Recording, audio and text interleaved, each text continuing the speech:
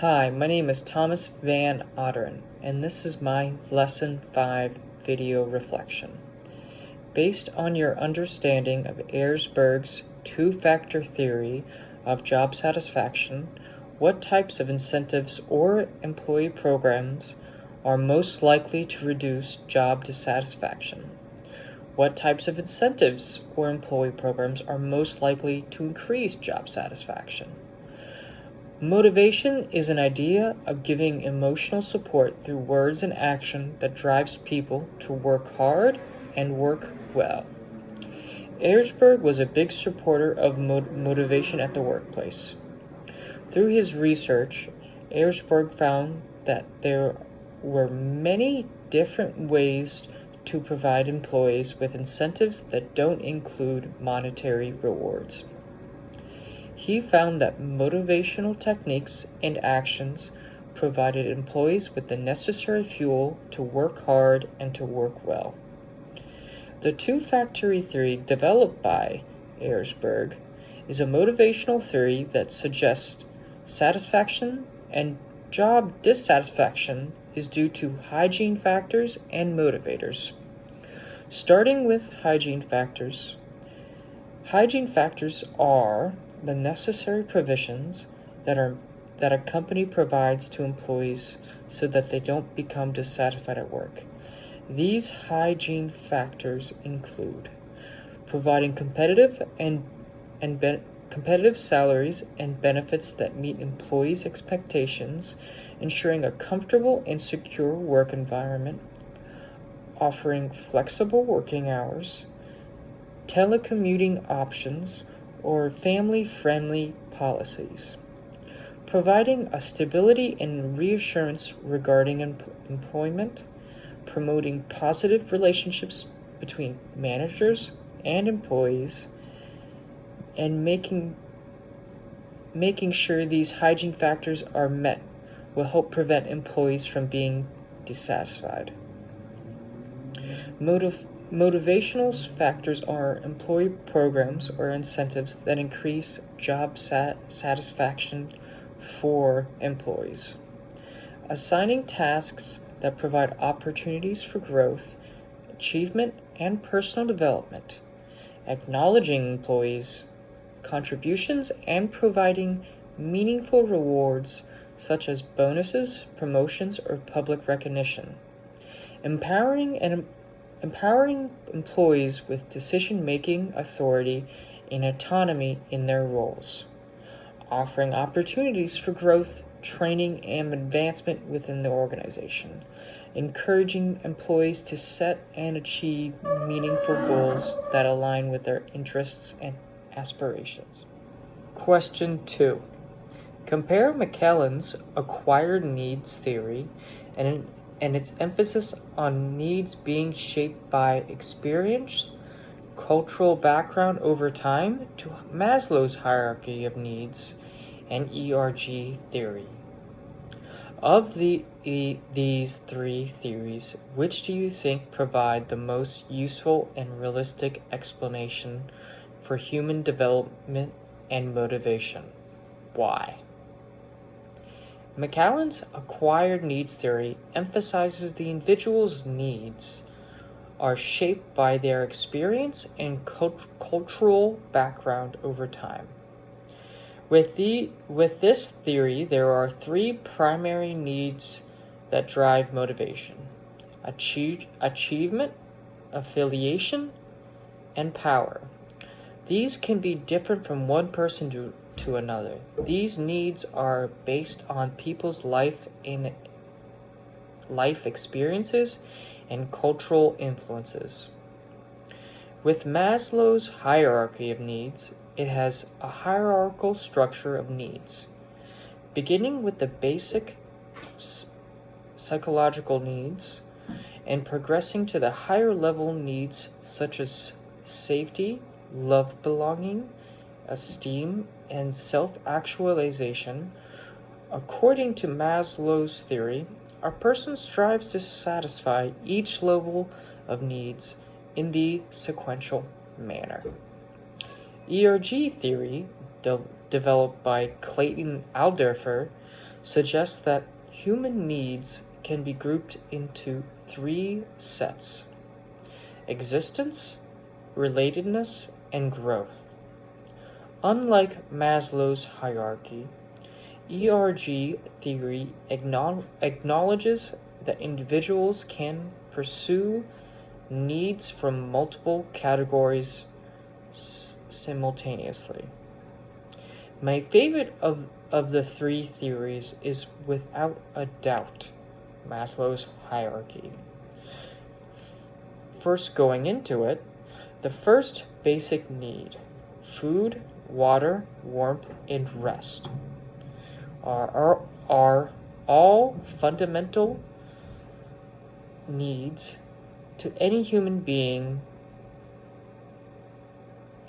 Safety is a crucial human need to both feel comfortable and survive this hard life. Second are the psychological needs. Love belonging is the forming of human relationships that kindle the friendship that bring us comfort from our isolation. Esteem needs are the emotion from prestige brought forth by accomplishments. Third are the self-fulfillment needs, which are the fulfillment of achieving one's goals, which could be life goals, work goals, or even creative goals. At a basic level, we all feel a connection to these needs, which is why Maslow's hierarchy is the best theory. Assume you are a manager of an auto dealership, and all your salespeople, employees, are achieving the goals they have set for themselves in terms of weekly car sales. On the surface, this would seem to be a good thing. However, what could be the problem with this? If all the salesmen at an auto dealership are achieving their set weekly sales goals, this is an early warning of a serious problem. The problem is that the goals set by the salesman are way too low. You could conclude that the salesmen are setting goals that are too low and that the salesmen are not motivated enough to set higher goals. If goals are too low, it may lead to severe cases of laziness and a lack of motivation to strive for higher levels of performance and job excellence. If this problem is left to its own devices, the dealership will begin to experience a slower rate of growth and a lower sales volume. This will lead to a lower sense of job satisfaction for the salesmen that are not reaching their full potential. Now, to fix this problem, managers should take matters into their own hands. Managers need to set a difficult and challenging sales goal that salesmen will have to strive and work hard to achieve.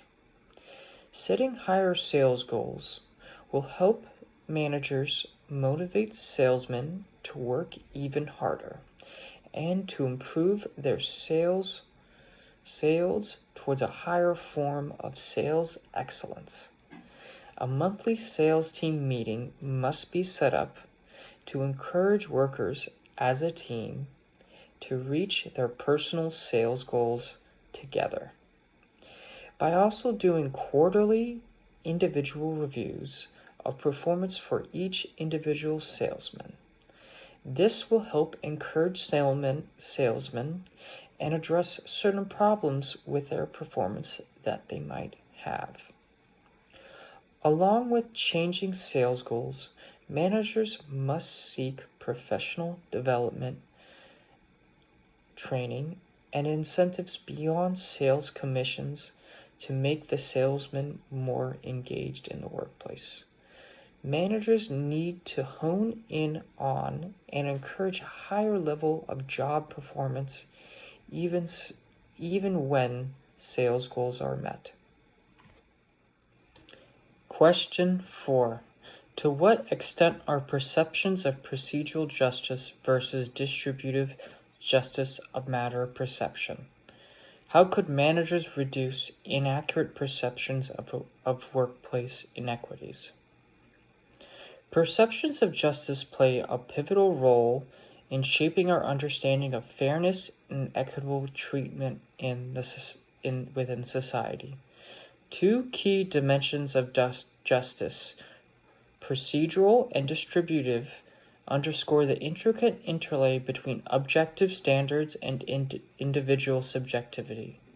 Procedural justice hinges on the perceived fairness of decision-making processes encompassing transparency, consistency, participation, and impartiality. In contrast, distributive justice delves into the equitable allocation of resources and outcomes. However, both of these forms of justice are profoundly influenced by diverse factors such as cultural norms, personal experiences, and societal contexts. These render in a highly subjective nature. This exploration delves into the nuanced dynamic of procedural and distributive justice, highlighting the extent to which they are shaped by the unique lenses of human perception. Perceptions of procedural justice and distributive justice can vary significantly among individuals and groups. They are indeed a matter of perception to a significant extent.